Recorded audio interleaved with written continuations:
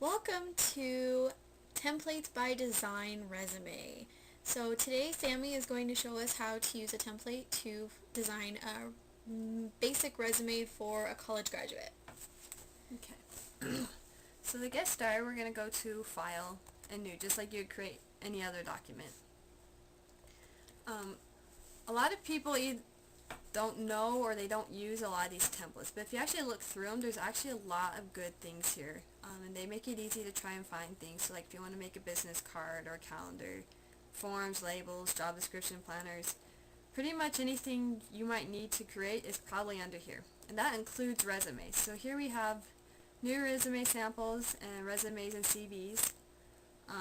You can look through both to kind of find the one that fits your needs. So we're going to look at new resumes. Probably some things to look at are like where it's downloading from. If it has this little thing here, it's from monster.com. They tend to have more professional resumes, but they're not as customizable. Of course, you also have your ones from Microsoft. So there's some that were more color than others. Also, another thing that I really like is that they're job specific. You have IT resumes, teacher resumes, customer service specialist resumes, because every single type of job is looking for something a little different. So since many of you are recent college graduates, we're going to be covering the graduate resumes. We have a college graduate resume here, recent college graduate. We're going to use this one so we can show you all the customizable features. So you just click it.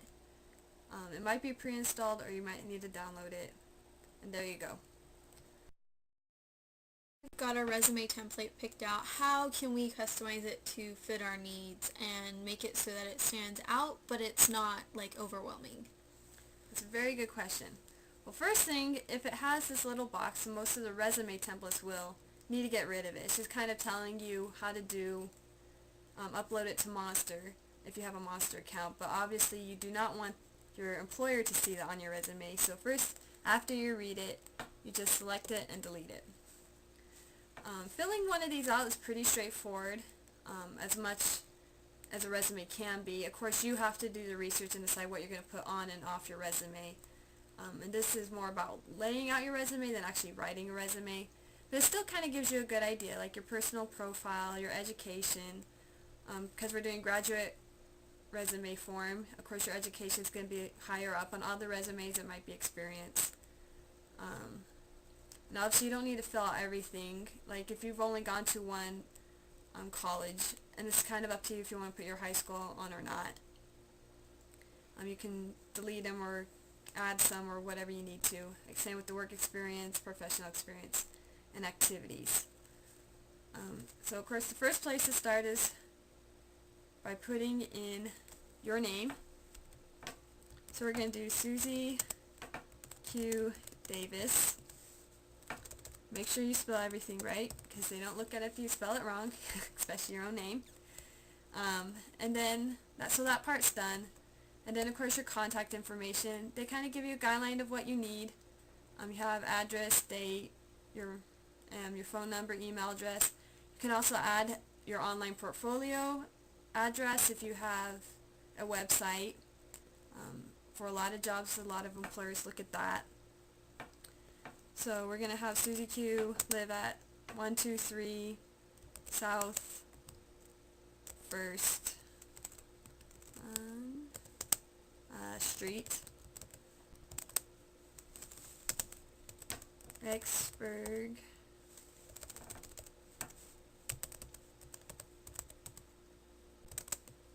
Idaho, 83440. And there's something I kind of like to do, of course it's a matter of preference, is kind of spread out the information as you have room. So the point of a resume is to make things look easy to read, because normally your resume gets only a few seconds to look at and it has to stand out, which is kind of why we're using like a little bit more than just black and white.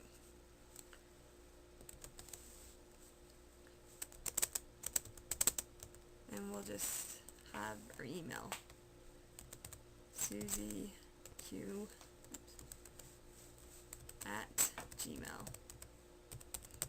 Another thing about emails, make sure it's a professional type email. You don't want to have something weird like, I don't know, something that doesn't describe you. Usually you have your name in there and also a reputable email place because it just looks more reputable. And so then you'll continue to fill this out. You can also customize it, which is really, really nice. You have, of course, these little heading things here, and there's a whole bunch of different options. But the ones we're going to really look at, because it's already pretty much pre-styled, is look at the different options for change style. So you have ones that kind of change the whole page, and as you hover over them, you can see it change. You can change the colors, the fonts, etc. We're going to look at colors, and as you see, there's a bunch of pre-made color swatches. You can also make your own, but since the idea kind of here is quick and easy, we're going to use one of the pre-made ones. Some colors obviously stand out, like this red one, whatnot, but you probably want to stray away from these bright colorful ones because they don't look as professional. Probably stick with blacks, grays, navy blues. Those ones look the best and look the most professional, which is what we're kind of going for. So let's first we're going to do origin.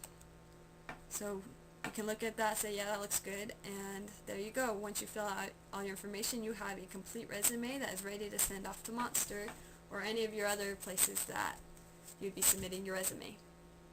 Alright, thanks, Sammy. So what if we can't find a template that we don't like?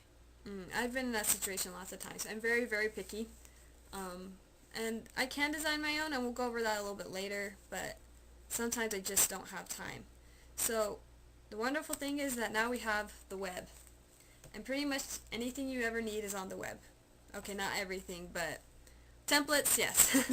There are definitely templates. So basically you just do a search for Word templates. Okay, so the first one that's going to come up is the one from Microsoft Office. This is probably your best bet because they have a ton of different templates. People will upload them here. And these are also the ones that are going to be customizable. But if you look down, you'll also see third-party ones, and they, to a certain degree, are customized or not customizable. Like this one from Dream Template. I looked at some of these. These were pretty good. They tend to be more like report covers and whatnot, and you also had to be a member. But with Microsoft, they're all free. So we're going to go here. So this time we're going to make a flyer. Say either your teacher or your boss comes in and says, we have an event where we want to inform people about, let's say, making professional documents. So we're going to go here. As you see, they have several categories, and we're going to look at flyers. You can also do a search. So you have, it pulls up all these flyers, and it has the name of them and also what sort of program it runs. So like here we have one from Publisher, one for Word, and whatnot. And if it says like 2007, that means it works for 2007 and after, so it also worked in 2010. And instead of looking through all these, you can also narrow it down. So we want one with Word, so it's going to pull it up, and we also want one that will work in 2010 because that's the program we have. So here are our options. You see you have some that go from your Halloween or summer barbecue. There cars for sale that you kind of see on grocery store bulletin boards. You had some more professional ones. I kind of like the one up here. We're kind of trying to do a professional one, so we're going to use this one. So you click it, and it gives you a closer view, so you can see, oh yeah, I actually do like this one, or maybe not, looked a little cooler when it was smaller. But I actually do like this one. It's very professional. Probably change the colors, but we can do that. It'll give you this little message saying you'll need your cookies. Just click select OK or accept and come down.